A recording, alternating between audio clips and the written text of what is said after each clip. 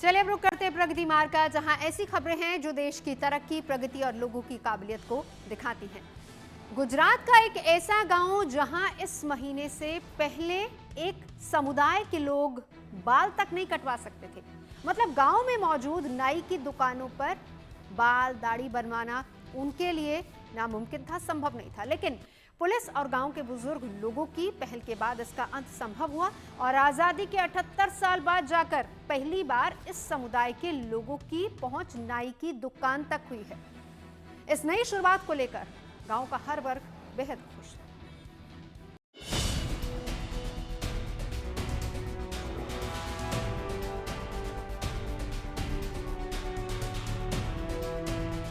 उन्यासीवां स्वतंत्रता दिवस इस बार गुजरात के बनासकांठा जिले के इस गांव के लिए खास रहा।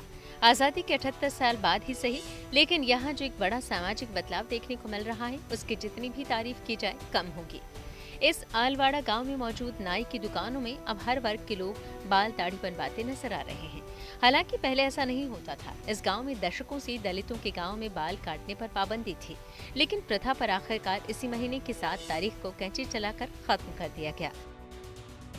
गांव में अभी बाल काटने की समस्या थी, लेकिन अभी और बाद में हमको जो बाल की जो समस्या थी वो भी दूर हो गई, लेकिन बाल कटवाने के लिए अभी चालू करवा दिया है। मेरे गांव में इसी दिक्कत थी कि वो दलित होने के नाते हमारी समाज का, पूरी समाज का बाल और दाढ़ी काट नहीं रहे थे आज हम लोग।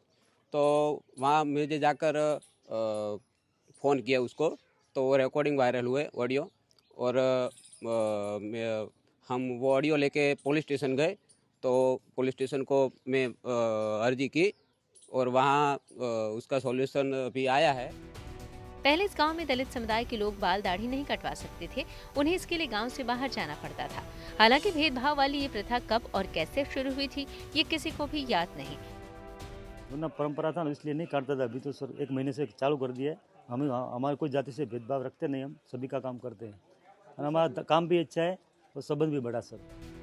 इस साल अगस्त के पहले हफ्ते में समाज के सभी वर्गों के बुजुर्गों ने मिलकर इस सामाजिक कुरीति को खत्म कर मिलकर आगे बढ़ने का फैसला लिया। हमारे गांव के जो दलित समाज के जो कुछ युवाओं ने बताया था कि भाई गांव में बाल नहीं काटे जा रहे।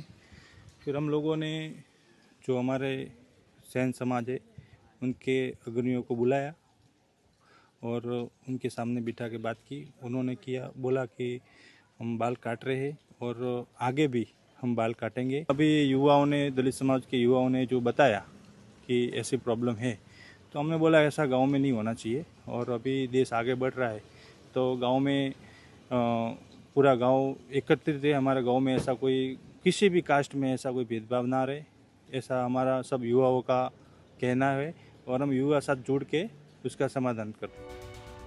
इस गांव ने दशकों पुराने दाग को धोते हुए जो नई शुरुआत की, उसने यहाँ रहने वाले 250 लोगों को सही मायनों में आजादी का एहसास कराया है। बनासकांठा से ब्रजेश जोशी के साथ bureau report, good news today.